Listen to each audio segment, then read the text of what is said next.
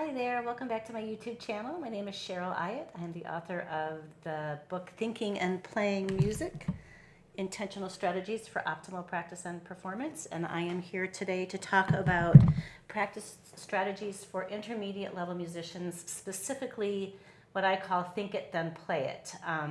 But I want to do a little bit of an aside first because I was just having a conversation with a friend about motivation and how to help students get past this kind of hump that sometimes happens in the intermediate level.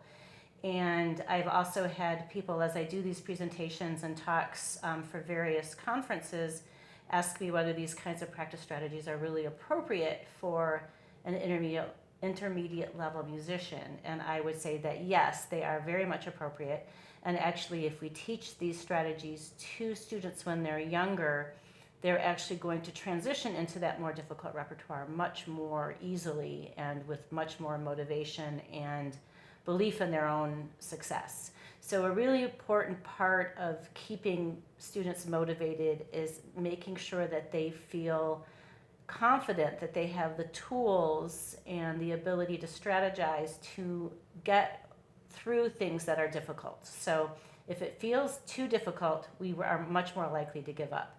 So a lot of teachers will experience students, they get to kind of middle to late intermediate repertoire, and a lot of students will get discouraged and they'll quit. And this is often because they don't have the tools and strategies and confidence that they're going to be able to work their way through these difficult problems. So I'm really all about equipping students with those things as soon as I can, and often in an experimental and playful and comparative way. So for example, using this first piece I have up here on the screen, this is a Tambourine by Gossec, very light and playful.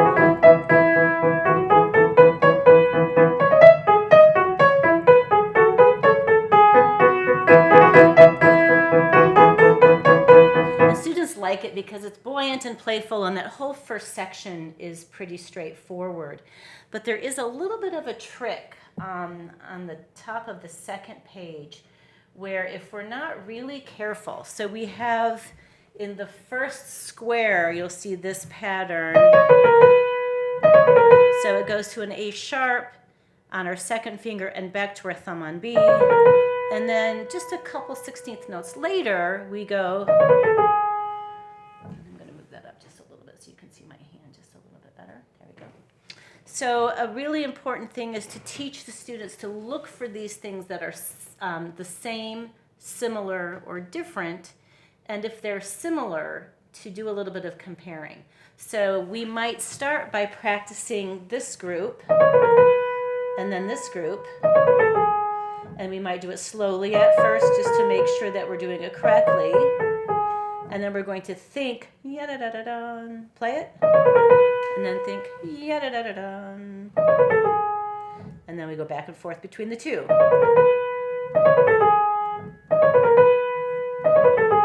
And then I might go ahead and do it beat by beat. So I call this beat plus one or measure plus one. So I think from beat one to beat two, from beat two to beat one, one to two, two to one. The thing is, this compared to this makes us be that much more ready for those little differences. And if the student does that for about a week's practice, they're much more likely, because you have to be ready about here for whether you're going to go that or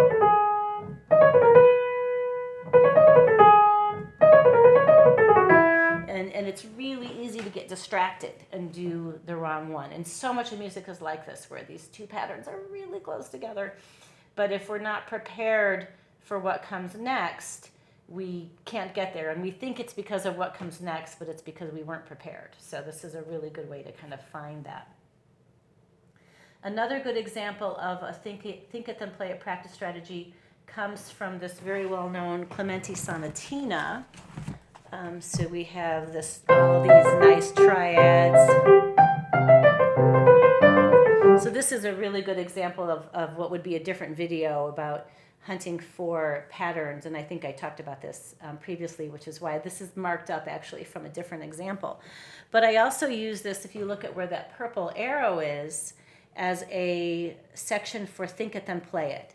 So this is the starting in measure 4, 8, 9, 10, 11, 12.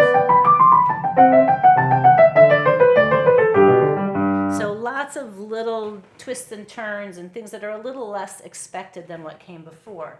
So we can break that into smaller sections. So I play from beat 1 to beat 3, from beat 3 to beat 1, from beat 1 to beat 3, beat 3 to beat 1, beat 1 to beat 3, and I did the fingering wrong, so I'm going to do that again.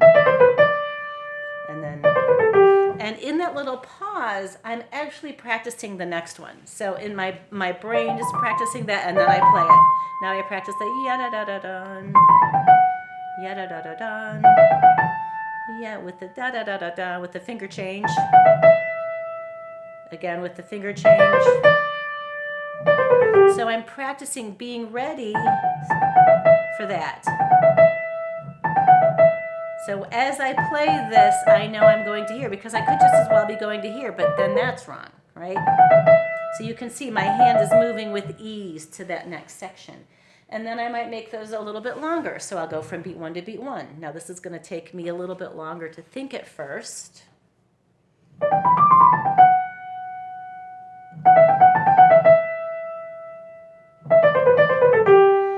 So during that think it, I'm actually practicing it in my head. Notice I wasn't moving my fingers. It's just using the mirror neurons.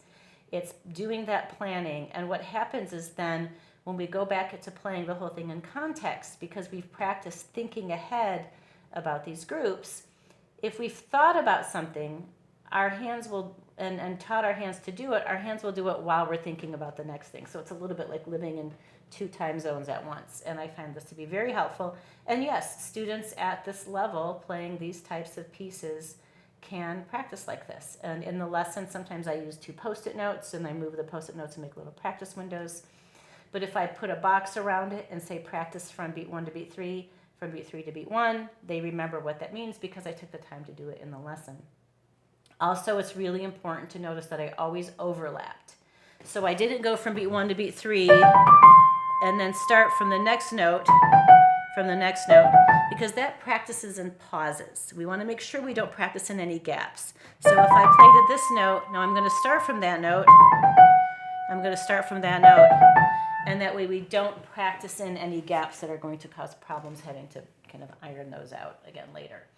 So thank you for watching. I hope you have a great new year. We're all going to tiptoe in and try not to break anything. Again, if you have any questions or comments or suggestions for future videos, please put them in the comments below.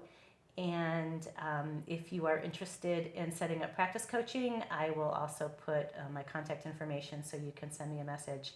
Would love to work with more of you in person. Zoom allows all kinds of capabilities now, and we can even record it, and you can be on my YouTube channel. So anyway, thanks for watching. I hope you all have a great day. Bye.